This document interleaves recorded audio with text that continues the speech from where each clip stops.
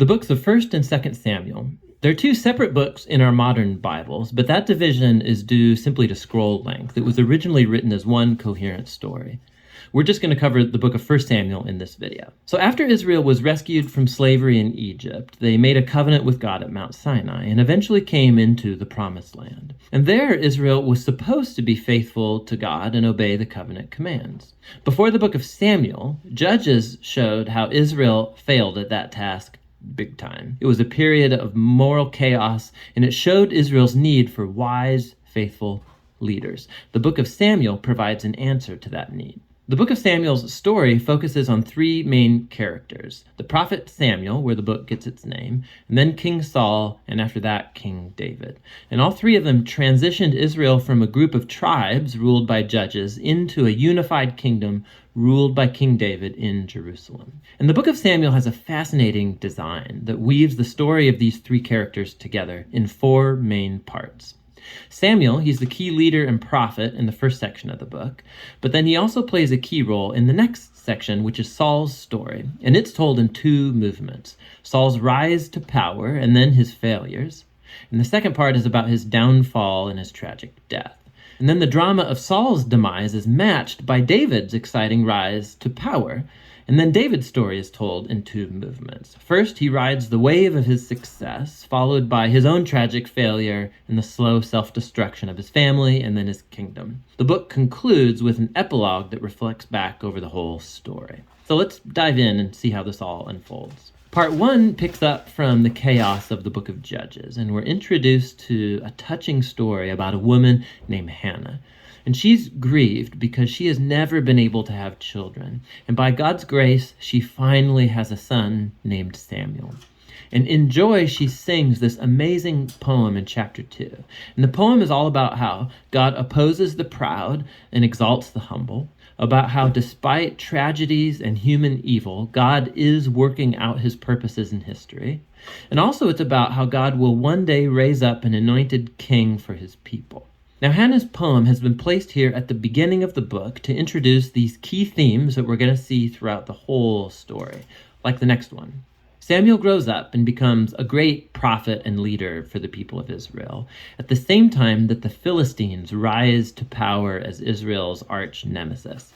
And in this crucial battle, the Israelites get arrogant, and instead of praying and asking God for help, they trot out the Ark of the Covenant as this kind of magic trophy that will automatically grant them victory in battle. And so because of their arrogant presumption, God allows Israel to lose the battle and the ark is stolen. So the Philistines, they take the ark and they place it in the temple of their god, Dagon. And then the God of Israel defeats the Philistines and the god Dagon without an army by sending plagues on the people. And then the Philistines don't want the ark anymore, obviously, and they send it back to Israel. And the point of this little story seems to be this: God is not Israel's trophy, and he opposes pride among the Philistines, but also among his own people. And so Israel needs to remain humble and obedient if they want to experience God's covenant blessing, which opens up into the next large section. The Israelites come to Samuel and they say, "Hey, we want a king like all the other nations have. Go find one for us." And so Samuel, he's kind of ticked off and he goes to consult with God. And God says, yes, their motives are all wrong, but if a king is what they want, give them one. And so we're introduced to the figure of Saul.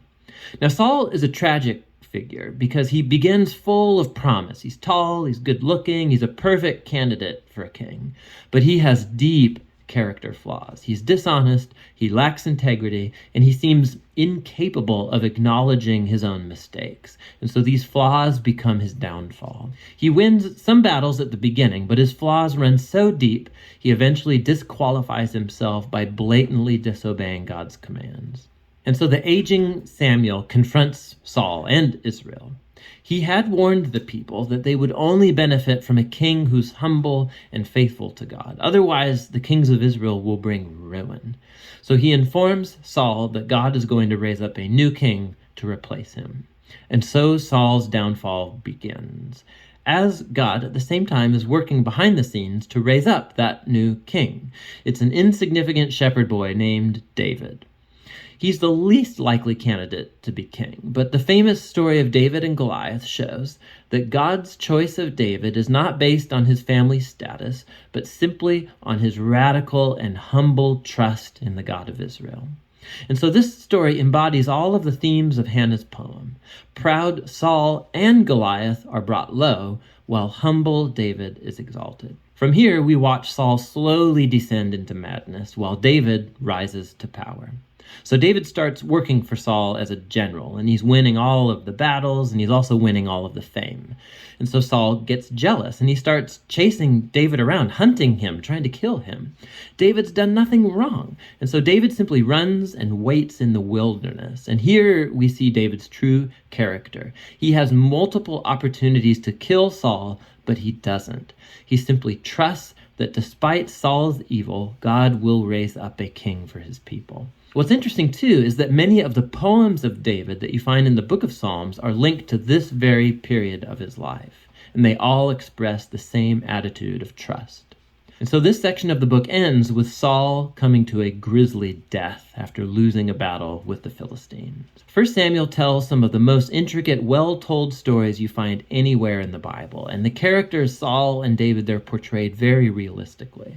And the author's putting them forward as character studies so that you can find yourself in them. So in Saul's story, we see a warning.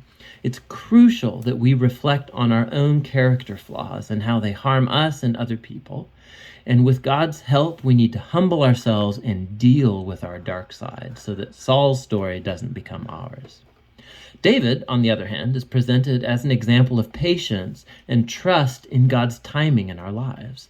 And so he's running in the wilderness, being chased by Saul. David had every reason to think that God had abandoned him, but that's not what he thinks. And so David's story encourages us to trust that despite human evil, God is working out his purposes to oppose the proud and to exalt the humble. And that's what 1 Samuel is all about.